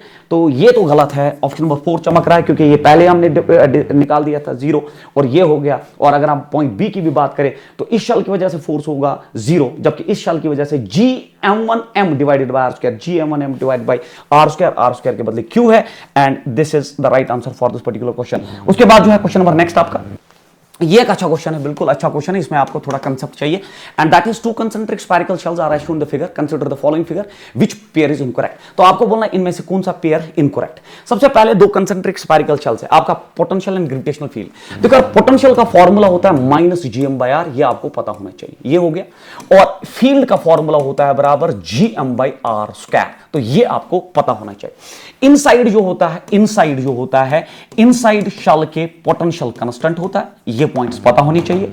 पोटेंशियल इज कांस्टेंट क्योंकि field is zero, potential is constant and field जो होता है वो एब्सेंट होता है। फील्ड जीरो होने से ही पोटेंशियल कांस्टेंट। ये कुछ पॉइंट्स है जो इस क्वेश्चन को सॉल्व करने में आपकी हेल्प कर सकते हैं, एंड मुझे लगता है आपको ये पॉइंट समझ आया। अब देखिए, इफ आर इंक्रीजेस, देखिए अगर आर इंक्रीज होता है तो आर इंक्रीज होने से आपको लगता है डिक्रीज होगा, बट पोटेंशियल बेटा इंक्रीज होगा। सर वाई सर, क्योंकि आर इंक्रीज होने से डिक्रीज होगा, नेगेटिव डिक्रीज होने का मतलब इंक्रीज होना। और अगर हम फील्ड की बात करें तो फील्ड जो है आर इंक्रीज होने से डिक्रीज हो जाएगा। ये आपको बस पता होना चाहिए, अब आप मुझे बोलिए, potential at A is less than potential at B, बोलता है ए पे पोटेंशियल बी से लेस होना चाहिए, तो हमें क्या बोलना है, विच पेयर इज इनकरेक्ट, कौन सा पेयर जो है इसमें गलत है, मतलब बाकी सही है, कौन सा पेयर ऐसा है जो बिल्कुल गलत है। तो potential at A is less than at potential at B, तो ए और बी जो है वो बाहर है, बी जो बाहर है पोटेंशियल, ये कम डिस्टेंस है, तो कम डिस्टेंस पे पोटेंशियल जो है वो ज्यादा होना चाहिए। पोटेंशियल एट ए इज जो है ए जो है ज्यादा होना चाहिए, तो ये गलत है, ये जो है ये स्टेटमेंट गलत है। क्यों? Potential at A is less than at B, potential at A is more than at B, potential at A is less than at B, है ना। पोटेंशियल एट ए जो है वो ज्यादा है बी से, पोटेंशियल ए पे ज्यादा है बी से, नहीं आर इंक्रीज, ओ बिल्कुल सही है बेटा। तो यही तो है इस क्वेश्चन में खास बात, मैंने बोला था इंपॉर्टेंट, ये बिल्कुल सही है सर। वाई? क्योंकि दूर जाने पे पोटेंशियल कम होता है, तो पोटेंशियल बी पे कम है, पोटेंशियल ए ज्यादा है, तो मैंने लिखा ना, if R increases potential increases, अगर आर इंक्रीज होता है तो पोटेंशियल इंक्रीज होता है। तो अगर आर पॉइंट बी का देखे तो वो ज्यादा है ए से, जब आर ज्यादा है तो पोटेंशियल ज्यादा है, तो पोटेंशियल जो है पोटेंशियल ज्यादा है, और ये बोल रहा है पोटेंशियल एट ए जो है लेस देन एट बी, तो ये आपका बिल्कुल सही है। Gravitational field at A is zero, ये बिल्कुल गलत स्टेटमेंट है। यहां पे ग्रेविटेशनल फील्ड जीरो कैसे हो सकता है? अंदर वाले शल का तो फील्ड है, बाहर वाले शल का नहीं है, तो ये स्टेटमेंट जो है वो बिल्कुल गलत है, क्योंकि इस पॉइंट पे इसकी वजह से तो फील्ड है, बट इस बाहर वाले शल की वजह से फील्ड नहीं है, तो this statement is wrong. As one moves from c to d potential remains constant, exactly c से डी तक पोटेंशियल कांस्टेंट रहेगा, क्योंकि अंदर यहां एग्जैक्टली फील्ड जीरो है। अगर फील्ड जीरो होता है तो मैंने यहां पॉइंट लिख दिया, अगर फील्ड जीरो होता है तो पोटेंशियल कांस्टेंट होता है। This is the way to go for this, तो ये बिल्कुल सही है। अब अगर आप देखोगे, as one moves from D to A the gravitational field increases, अगर हम डी टू ए से जाए तो ग्रेविटेशनल फील्ड जो है वो इंक्रीज होता है। अगर हम डी टू ए से जाए तो डिस्टेंस बढ़ रही है तो फील्ड डिक्रीज होता है, और ये बोलता है फील्ड इंक्रीज होता है, ये गलत स्टेटमेंट है। तो इसके मुझे लगता है दो ऑप्शन गलत। अब कौन सा की में होगा मुझे नहीं पता, you can also solve it at your places, इसमें मुझे थोड़ा ये लगा, तो आप भी घर में देख लीजिए कि इसका सही आंसर कौन सा है, बट की का आप इंतजार करिए, अदरवाइज बोनस चला जाएगा। क्वेश्चन नंबर नेक्स्ट आपका जो है that is this one, water is flowing steadily through a horizontal tube of non uniform cross section. तो आपके पास मान लीजिए एक ट्यूब है जिसका non uniform area of cross section है। So this is a tube having non uniform area of cross section. If the pressure of water is at a point by cross section is this, तो एक जगह पे आपका जो है if the pressure, तो pressure एक जगह पे ये है जहां पे क्रॉस सेक्शन ये है and velocity of flow is ये है। तो what is pressure at a point by cross sectional area is this. तो सबसे पहले मैं आपको ये बोलूं, अगर ये A1 है एरिया ऑफ क्रॉस सेक्शन, तो यहां वेलोसिटी V1 है, यहां area of cross section A2 है और वेलोसिटी V2 है। तो by that equation that's A1 V1 is equal to A2 V2। You know that this is a standard equation in fluids. तो ये जो प्रोडक्ट होता है एरिया इनटू वेलोसिटी का, ये हमेशा कांस्टेंट होता है। तो एक जगह जो है एरिया है 0.02, एक जगह है 0.02 और उस जगह की वेलोसिटी प्रोवाइडेड है दैट्स 2। दूसरी जगह का एरिया जो है शायद प्रोवाइडेड है, यस प्रोवाइडेड है 0.01 और उस जगह की वेलोसिटी हम इस इक्वेशन से निकाल सकते हैं। तो अगर आप देखोगे 0.0 ये बिल्कुल ये पॉइंट जो है यहां कैंसिल आउट हो जाएगा और अगर अब आप देखोगे ये बना 4, तो यार उस जगह की वेलोसिटी का इंतजाम हमारे पास हो गया। अब हम बर्नौलीज थ्योरम लगाएंगे 2 पॉइंट्स पे। तो बर्नौली कहता है that is P plus 1/2 rho V square plus, क्योंकि सेम हॉरिजॉन्टल हाइट पे है तो मैं पोटेंशियल एनर्जी 0 लेके चलता हूं, it is constant. This is the standard equation of Bernoulli's theorem. तो ये बर्नौली का स्टैंडर्ड इक्वेशन हो गया। अब अगर हम पॉइंट 1 की बात करें तो प्रेशर बेटा आपको प्रोवाइडेड है that is 4 into 10 raised power 4 then plus 1/2। Density of water standard होता है 10 raised power 3000 जो होता है kg पर cubic metre density of water and then उसके बाद v स्क्वायर। तो उस जगह की वेलोसिटी जो है वो 2 प्रोवाइडेड थी, that is provided equal to 2 का स्क्वायर इज इक्वल। अब जब दूसरी जगह का हमें प्रेशर निकालना है तो प्रेशर मुझे निकालना है प्लस 1/2 रो हो गया 10 raised power 3 और उस जगह की वेलोसिटी जो है पहले ही कैलकुलेट कर चुके हैं। इसको इधर लीजिए 10 raised power 3 कॉमन आके आप उस जगह पर प्रेशर निकाल सकते हैं। होप आपको कंसेप्ट समझ आया। Rest mathematics can be done at your place. This is how to go for this particular question. उसके बाद जो है water rises in a capillary tube to a height such that, तो एक कैपिलरी ट्यूब में water rise करता है। तो मान लीजिए वाटर राइज कर गया capillary in comparison to the external level, तो वाटर राइज कर गया है due to the surface tension is balanced by this force. तो आप जानते हो कि सरफेस टेंशन होता है बेटा फोर्स बाय लेंथ, ठीक है। तो फोर्स होता है बराबर surface tension into length. So this is the equation two solve this question. अब देख लीजिए आप फोर्स इतना है, कितना फोर्स है, फोर्स प्रोवाइडेड है 75 into 10 raised power minus 4 is equal. तो सरफेस टेंशन जो है वाटर का वो भी प्रोवाइडेड है that is 6 into 10 raised power minus 2। अब आपको ये इंटरनल सर्कमफ्रेंस बोलना है। You have to calculate internal circumference that is the length लिखिए या 2πr लिखिए, एक ही बात है। तो L यहां से आराम से आ जाएगा, it is 75 into 10 raised power minus 4 divided by 6 into 10 raised power minus 2। ये ऊपर जाएगा तो ये -2 आ जाएगा, 6 से इसको काट दीजिए, you will get the right answer for this particular question. बिल्कुल एक स्टैंडर्ड इक्वेशन है जिसे हम इसको सॉल्व कर सकते हैं। सरफेस टेंशन ऊपर की तरफ इसको खींच रहा है और वेट डाउनवर्ड्स है। मैंने बैलेंस किया सरफेस टेंशन जो फोर्स प्रोवाइड कर रहा है वेट को बैलेंस करके, और ये हो गया आपका क्वेश्चन। उसके बाद जो आपका क्वेश्चन है that is this one, the speed of air flow over the upper and lower surfaces of an aeroplane। Again Bernoulli concept. तो आपका जो एरोफॉइल होता है, जो एरोप्लेन की विंग होती है ना, तो उस पे आपको बोला गया the speed of air flow over the upper and the lower surfaces of aeroplane. Upper surface पे वेलोसिटी v1 है एयर का और लोअर सरफेस पे वेलोसिटी जो है वो v2 है। अगर एरोफॉइल जो स्पेस उसका जो विंग है उसका एरिया a है and rho is the density of air, और रो अगर डेंसिटी ऑफ एयर है देन द अपथ्रस्ट इज। तो बेटा आप जानते हो that pressure is force by area. तो pressure is force by area, तो फोर्स इज प्रेशर डिफरेंस जो डेवलप हो जाएगा इनटू एरिया। क्योंकि जब एरोप्लेन भागता है ना तो 2 स्पीड्स होती है, ऊपर अलग स्पीड होती है। Aerofoil is designed in a way that is the principle of that जो टेक ऑफ है उसका। तो ये ऐसे डिजाइन होता है कि ऊपर एयर एक स्पीड से भागता है और नीचे एयर दूसरी स्पीड से भागता है, और उसकी वजह से प्रेशर डिफरेंस डेवलप होकर वो उसको लिफ्ट कर देता है। That's pressure difference into area. तो हमें निकालना है the upward thrust, the upward lift, that's force what we have to calculate. अब ये प्रेशर डिफरेंस आप कैसे कैलकुलेट करोगे? तो अगर आप बर्नौली थ्योरम के हिसाब से देखोगे, बर्नौली थ्योरम क्योंकि ये सेम हाइट पे है, तो फिर से मैंने बोला that is P plus 1/2 rho v square plus, चूंकि सेम हाइट है एरोप्लेन की थिकनेस उतनी नहीं है, is equal constant is the equation. अब आप प्रेशर डिफरेंस आपको पता होना चाहिए कि यहां का प्रेशर जो है इस प्रेशर से ज्यादा है, तो यहां का प्रेशर इस प्रेशर से ज्यादा होना चाहिए। तो अगर यहां का प्रेशर इस प्रेशर से ज्यादा होना चाहिए that will provide you the difference. तो मैं यहां पे लिखूं आपका जो है कैसे हम डेवलप करें इसको, we have to calculate pressure difference. Area आपको प्रोवाइडेड है, तो प्रेशर डिफरेंस के लिए मैं जाऊं, अगर मैं इस पॉइंट की बात करूं जो नीचे वाला साइड है, तो मान लीजिए ये प्रेशर P2 है, या प्रेशर डिफरेंस मान लीजिए ये P2 है, प्रेशर डिफरेंस, प्रेशर जो नीचे वाले साइड में है that is P2, plus it is half of density is rho, it is V2 square and it is जो है इट इज मोर, ये ज्यादा होना चाहिए इससे, देन इट इज माइनस, है ना, ये सबट्रैक्ट होना चाहिए किससे, ऊपर वाले प्रेशर से, और ऊपर वाला प्रेशर कितना है, ऊपर वाला प्रेशर कितना है, दैट इज माइनस करके मैं चलूं, it is P2 then plus 1/2, it is rho, it is P2, it is P1, sorry it is P1, क्योंकि नीचे वाले पॉइंट का प्रेशर जो है वो हमने P1 प्लेस कर दिया, तो इसको फिर से लिखते हैं, यहां पे हो गया ये it is P1 here and then it's plus 1/2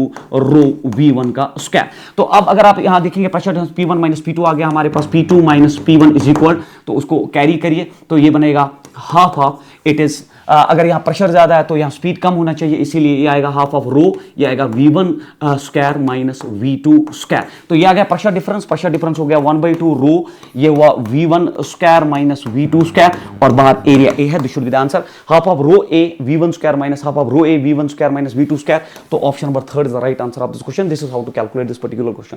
उसके बाद जो आपका that is this one, the approximate depth of an ocean is 2700 metre, the compressibility of water is this, compressibility is provided and the density of water is this, what fractional compression of water will be obtained at the bottom of the ocean। तो आपको पता होना चाहिए bulk modulus होता है stress, that is stress is force by area pressure divided by strain, that is change in volume by original volume। but अगर आप यहां देखेंगे आपको compressibility दिया है और आप जानते हो that bulk modulus is inverse of compressibility, तो मैं लिख सकता हूं 1 by compressibility is P divided by del V by V। क्योंकि आपको fractional change in volume भी निकालना है, तो ये del V by V इधर जाएगा, del V by V इधर जाएगा, तो it is pressure into compressibility, this is what we have to calculate। अब pressure is provided, pressure is 45.4 into 10 raised power minus 11 multiplied compressibility जो आपका provided है, compressibility of the water, नहीं compressibility provided है तो मैंने कंप्रेसिबिलिटी मल्टीप्लाइड बाय प्रेशर। अब pressure कहां से लाओगे, तो दिस इज कंप्रेसिबिलिटी, प्रेशर हो गया बराबर इट इज रो GH, ठीक है, रो GH, हाँ रो GH हिसाब से देख लीजिए आप, ये हुआ 45.4 into 10 raise power minus 11। Density of water अगर देता भी नहीं तब भी हमें पता है 10 रेज पावर 3 होता है, अभी मैंने पीछे बोला आपको। G हो गया acceleration due to gravity, height is provided, it is 2700, थोड़ा सा कैलकुलेशन है but you can manage it, and del V by D आपका आंसर आ जाएगा। But this is how to go for this particular question. उसके बाद जो है आपका नेक्स्ट क्वेश्चन है, that is this one, the youngest modulus of steel wire. तो ये क्वेश्चन जो है ना, इनमें थोड़ा डाटा आपको संभाल के जो है लेना पड़ता है, तब जाके इन क्वेश्चन को सॉल्व किया जा सकता है। The youngest modulus of steel is twice that of brass। तो अगर मैं यहां लिखूं स्टील और यहां लिखूं ब्रास, तो ये आपको मनी करना आना चाहिए। तो हमारे पास Young's modulus of steel is twice that of brass. तो अगर मैं ब्रास का वाई लेता हूं तो इसका ट्वाइस ऑफ वाई, ये मैंने बोला, ये लिखना आना चाहिए आपको। स्टील का ट्वाइस ऑफ ब्रास है, 2 wires of the same length, तो लेंथ जो है इसकी भी एल है, इसकी भी एल है, end of the same area of cross section है, तो इसका भी एरिया ए है। जब भी ये क्वेश्चन करो ना, तो ऐसे डाटा जो है दोनों साइड का आप लिखिए, one of cross section, one of steel and another of brass are suspended from the same roof। अब आपने दोनों को सेम रूफ से सस्पेंड किया, तो ये एक रॉड है और ये दूसरा रॉड है, आपने इनको सेम रूफ से सस्पेंड किया, and another of brass are suspended from the same roof। if we want the lower ends of the wire to be at the same level, तो मतलब ये चाहता है कि del L change in length इसमें भी same हो, change in length इसमें भी सेम हो। तो ये क्वेश्चन डिजाइन करने का तरीका, if we want the lower ends of the wires to be at the same level, तो सेम लेवल मतलब जो एक्सटेंशन है वो सेम आना चाहिए। then the weight is added to the steel, तो यहां पे कितना वेट ऐड करोगे, यहां पे वेट कितना ऐड करोगे और यहां पे वेट कितना ऐड करोगे, this is what we have to calculate in ratio. तो बेटा आप जानते हो यहां लेंथ इन्वॉल्व होता है, तो यंगेस्ट मॉड्यूलस होता है FL divided by A del L। अब आप इस इक्वेशन में आराम से देखो कौन कौन सी चीज है जो कांस्टेंट प्रोवाइडेड है, देख लो। अब अगर आप देखोगे लेंथ सेम है तो लेंथ को गोली मारो, चेंज इन लेंथ भी सेम है, ये भी सेम हो गया। उसके बाद एरिया भी सेम है, देख लीजिए, लेंथ भी सेम है, एरिया भी सेम है, चेंज इन लेंथ भी सेम है। तो यहां पे आपका जो फोर्स है, वेट है, आपका फोर्स यंगेस्ट मॉड्यूलस के डायरेक्टली प्रोपोर्शनल है। तो मैं लिखूं W1 by W2, that is weight, that is force, is proportional to youngest modulus. तो पहली वायर का हो गया 2y और दूसरी वायर का हो गया y cancel, 2:1 is the right answer of this question, which is nothing but option number first. तो ऑप्शन नंबर थर्ड जो है इसका बिल्कुल सही ऑप्शन होना चाहिए। अगर ये आपको लिखना आता है तो ये क्वेश्चन जो है बिल्कुल आसान हो जाता है, प्रोपोर्शनलिटी में उड़ जाता है। क्वेश्चन नंबर नेक्स्ट इज ये भी एक अच्छा क्वेश्चन है। That is two stress strain graphs, A and B का स्ट्रेस स्ट्रेन ग्राफ है। तो ये हो गया सिट्रस, ये हो गया load stress and this is strain. तो ये आप जानते हो load and extension, stress and strain are shown the figure and the student forgets to specify what are the conditions for A and B, which of the following options shows the incorrect condition for A and B. तो कौन सा option आपको incorrect दिखना चाहिए? तो आपको सबसे पहले ये पता होना चाहिए that modulus of elasticity is defined as stress by strain.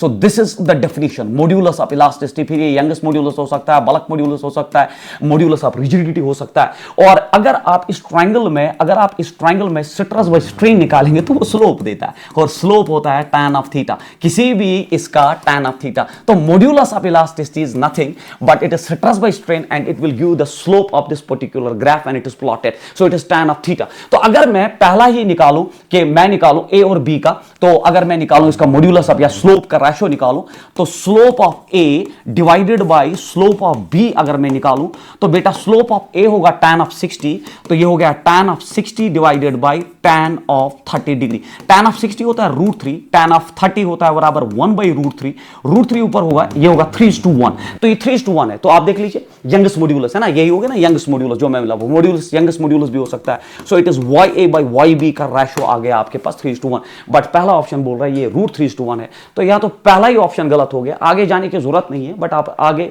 फिर जा सकते हैं अगर आपके पास टाइम हो। तो बेटर स्टूडेंट वो होता है जो चारों ऑप्शंस को न्यूट्रलाइज करता है, बट हमारी किस्मत अच्छी है, इसमें पहला ही ऑप्शन जो वो न्यूट्रलाइज होकर बाहर चला गया। उसके बाद जो है नेक्स्ट क्वेश्चन आपका, the ratio of diameters of to wires of same material is n:1। तो रेशियो ऑफ डायमीटर्स है, मतलब d1:d2, डायमीटर्स का रेशियो बेटा जो प्रोवाइडेड है n:1। The length of wires are 4 metre long each. तो बेटा फिर से वही हुआ, तो ये हो गया आपका वायर 1, ये हो गया आपका वायर 2। तो बिल्कुल ये वही पैटर्न का क्वेश्चन डेवलप हुआ। लेंथ सेम है, देखो क्यों, the length of wires are 4 metre each, length same है दोनों वायर्स का, on applying the same load, तो यहां पे फोर्स भी सेम है, तो अब यहां फोर्स सेम है। The increase in length of thinner wire will be, तो आपको डेल एल निकालना है, तो वायर 1 का इज टू वायर सेकंड का, ठीक है। वायर 1 में लेता हूं थिक, ये थिक वायर है, ठीक है, ये थिक वायर है, क्योंकि ये है ना n:1, तो थिकर वायर का जो ये होगा ना डायमीटर, वो थिनर से ज्यादा होगा। तो what we have to calculate the ratio, देख लीजिए आप सब जानते हैं यंगेस्ट मॉड्यूलस, अभी मैंने पढ़ा है FL/A del L। तो यहां पे आप कहानी ये देखिए, आपका फोर्स सेम है, तो न्यूट्रलाइज कर दीजिए पहले चीजों को, जो कांस्टेंट है वो उड़ा दीजिए, F सेम है, L सेम है, और उसके बाद जो है आपका जो है अब the ratio of diameters of to wires of same material. देख लीजिए यहां पे आधा डाटा छुपा के दिया था, बट हमने वो भी खोद के निकाल दिया। सेम मटेरियल मतलब यंगेस्ट मॉड्यूलस भी सेम है, तो यहां का यंगेस्ट मॉड्यूलस, यहां का यंगेस्ट मॉड्यूलस सेम है, तो ये भी सेम है। तो इसका ये मतलब है area is inversely proportional to the change in length, area is inversely proportional to the change in length. अब यहां पे आपको आराम से आप जो एरिया में ही डायमीटर है ये, तो मैं लिख सकता हूं change in length is inversely proportional to area. तो आप del L1 divided by del L2 निकालिए, तो ये इनवर्स रेशियो में ये जाएगा A2 डिवाइडेड बाय A1। तो अगर A2 डिवाइड बाय A1 के हिसाब से देखेंगे, ये R² होता है एरिया में, R² R2² divided by R1², तो ये हो गया बराबर n² is to 1²। So n² is the right answer of this question. This is how to manage the data. ये क्वेश्चंस आप जो है इसी तरीके से सॉल्व करेंगे, n² टाइम होगा। उसके बाद sphere is dropped in a long column of a highly viscous fluid, the curve shown in the graph represents the speed of a ball as a function of time। तो ये तो terminal velocity यार, terminal velocity जो है, terminal velocity का concept है। आप इसको फ्लूइड में क्या, आप ऊपर से ओला या बारिश का कतरा ड्रॉप होता है, वो फ्लूइड से ही, एयर से ही जो है नीचे आता है, और उस पर ड्रैग फोर्स नीचे की तरफ, वेट और बाकी फोर्सेस डेवलप होकर, आप जानते हो कि पहले इंक्रीज होना चाहता है, वेलोसिटी इंक्रीज होता है, but finally it सैचुरेट्स, but straight के हिसाब से नहीं, ये प्रोपोर्शनल टू R² के हिसाब से चलता है टर्मिनल वेलोसिटी। इसलिए इनमें से ऑप्शन ऐसा है कि जो पहले इंक्रीज हो जाए और स्ट्रेट तरीके से ना होगा और फाइनली सैचुरेट हो जाए। तो मुझे लगता है इसमें से ये ग्राफ तो हो नहीं सकता, ये ग्राफ इसका परफेक्ट ऑप्शन है, क्योंकि ये सैचुरेट हो रहा है आगे। सो this is the graph for terminal velocity and I believe that जो बी है is the right answer of this question. उसके बाद जो है आपका क्वेश्चन नंबर नेक्स्ट है ये one, the amount of energy required to form a soap bubble. तो सोप बबल जो होता है ना, आपको पता होना चाहिए, जो सोप बबल होता है, सोप बबल की 2 सरफेसेस होती है। ये पॉइंट बड़ा इंपॉर्टेंट। अगर लिक्विड ड्रॉप होता है तो उसकी सिंगल सरफेस होती है, सोप बबल की 2 सरफेसेस होती है। अब आपको बोल रहा है कि कितनी एनर्जी लगेगी उसको ब्लो करने में। सो आपको पता होना चाहिए एनर्जी रिक्वायर्ड या सरफेस एनर्जी तो होता है सरफेस टेंशन इनटू एरिया। तो आप surface tension area soap bubble having radius r, इसका एरिया होता है बेटा 4 पाई r स्क्वायर।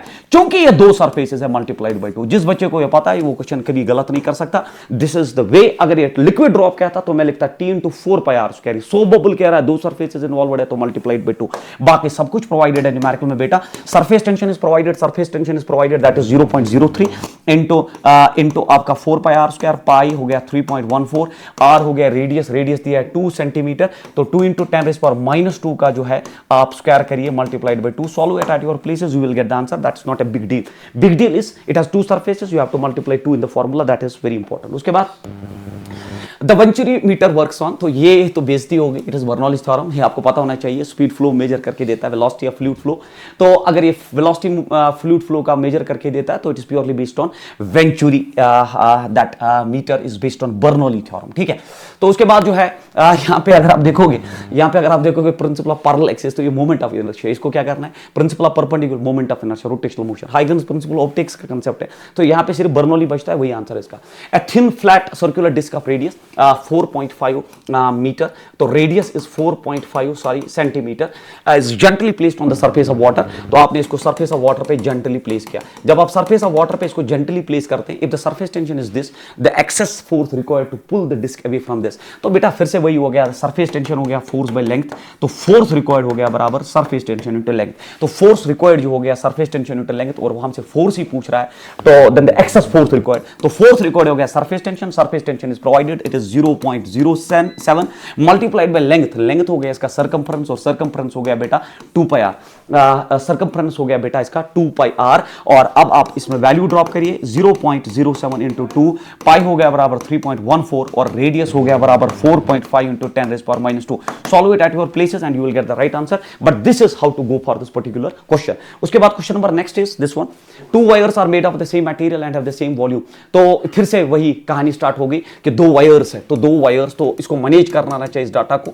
वायर 1 है आपका, वायर 2 है आपका, और फिर 2 wires of the are of the same material same है। तो आप देखेंगे वायर्स है तो यंगस्ट मॉड्यूलस सेम है, तो यंगस्ट मॉड्यूलस सेम है, एंड वॉल्यूम भी सेम है। तो V वॉल्यूम जो है इसका जो है बिल्कुल V है, तो V जो है वॉल्यूम सेम है। The first wire has cross sectional area A and the second has cross sectional area 3A। तो अगर A है, ये 3A है, हमसे पूछा गया the length of the first wire is increased by del L। अगर आप del L से इस लेंथ को इंक्रीज करोगे और अप्लाइंगे फोर्स F, तो अगर यहां फोर्स F अप्लाई किया जाए, how much force is required to stretch the second wire by the same amount. तो del L सेम है और यहां का F डैश निकाल। तो यार मुझे लगता है आप ये कर सकते हो, y is equal to FL divided by A del L। But यहां पे आप गलती ये करोगे कि आप वॉल्यूम कंसीडर नहीं करोगे, वॉल्यूम कंसीडर करना पड़ेगा, इसलिए A से मल्टीप्लाई करो, A से डिवाइड करो। तो ये हो गया बराबर F इंटू वॉल्यूम, क्योंकि area of cross section and length divided by A square into del L। बस ये इक्वेशन हो गई, आपका क्वेश्चन जो है आराम से सॉल्व हो जाएगा बेटा। अब आप देखिए सेम क्या है, देखिए यंगस्ट मॉड्यूलस सेम है, यंगस्ट मॉड्यूलस उड़ा दो। उसके बाद आपका जो है एरिया जो है वो डिफरेंट है, वॉल्यूम सेम है तो वॉल्यूम भी उड़ा दो। उसके बाद जो है आपका जो है चेंज इन लेंथ सेम है, तो यार चेंज इन लेंथ भी उड़ा दो। और अब यहां पे जो बचता है that is F square, F is directly proportional to A square. So F is directly proportional to A square is the way to solve this particular question, क्योंकि प्रोपोर्शनलिटी A स्क्वायर के हिसाब से आ जाएगी। तो अब अगर आप इस क्वेश्चन को आराम से देखिए, इसका A length A area A है, इसका 3A है। अगर पहले वायर का एरिया A है, सेकंड वायर का एरिया 3A है, तो अगर पहले वायर का फोर्स रिक्वायर्ड F है, तो ये हुआ F is equal to A square.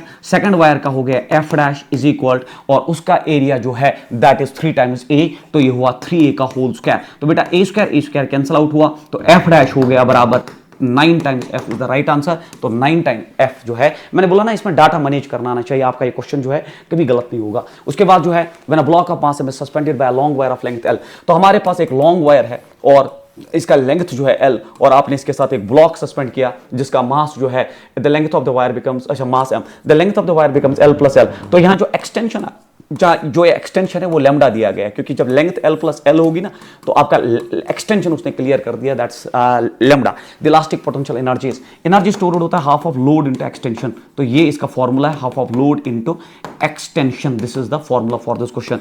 अब हाफ तो हाफ है, लोड हो गया इसका वेट हो गया इसका mg, तो ये हो गया mg and multiplied by extension that is lambda, क्योंकि यहाँ एक्सटेंशन प्रोवाइडेड है lambda. mg lambda by 2 is the right answer, mg lambda by 2 is the right answer of this question.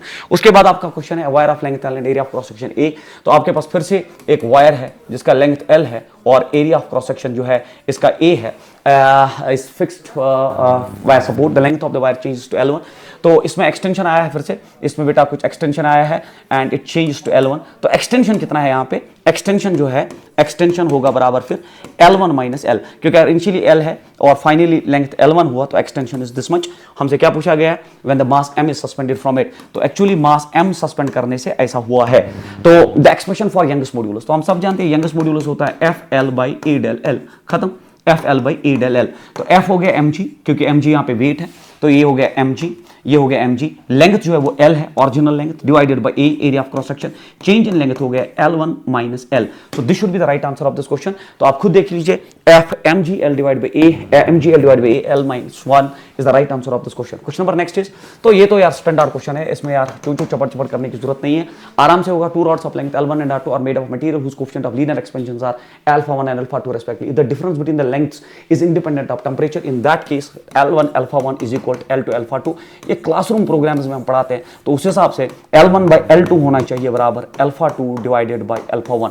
तो ये कोएफिशिएंट ऑफ लीनियर एक्सपेंशन में हम पढ़ाते हैं L1 by L2 is equal to alpha, it is L1 by L2 is equal to alpha2 divided by alpha1, L1 by L2 is equal to alpha2 divided by alpha1, second is the right answer of standard equation है यार, जिस पे हम numerical कराते हैं classroom programs में। उसके बाद एक uniform metal rod is used as a bar, as a pendulum, bar pendulum, the room temperature rises by 10 degree and the coefficient of linear expansion of the metal is this, then the time required, then the time period of pendulum will have percentage increases। तो आपको पता होना चाहिए change in time period होता है 1/2 alpha del theta into T. तो बेटा ये भी एक स्टैंडर्ड एक्सप्रेशन है, ये भी आपने थर्मल प्रॉपर्टीज ऑफ मैटर में एक्सपेंशन में पढ़ा होता है। तो अब आपको बोलना है that the time period of the pendulum will have percentage increase, तो आपको निकालना है change in time period divided by original time period, it is 1/2 alpha into change in temperature. अब देखिए it is 1/2 alpha, alpha is coefficient of linear expansion is given and the coefficient of linear expansion is 2 × 10⁻⁻6 पर degree, and temperature change, difference in temperature जो develop हो गया है वो 10 degree से expansion हुआ। तो अगर आप देखोगे 2 कैंसिल आउट हुआ, ये बना 10⁻, 2 कैंसिल आउट हुआ, 2 कैंसिल आउट हुआ, ये बना 10⁻⁵, तो 1 × 10⁻⁵, यहाँ तो कुछ चमक नहीं रहा, 10⁻⁶ and the time period of the pendulum will have a percentage. तो परसेंटेज के लिए आप मल्टीप्लाई 100 करेंगे ना, तो कैसे भूल सकते हैं, तो ये हो गया बराबर बेटा 10⁻3, 10⁻3 should be the right answer, 1 × 10⁻3 is the right answer of this question, then the time period of the pendulum will have a percentage increase of 10⁻³ is the right answer of this question। उसके बाद question number next आपका जो है that is this one, 3 rods of same dimensions are arranged and form a triangle PQR, so it is a PQR triangle, they have thermal conductivities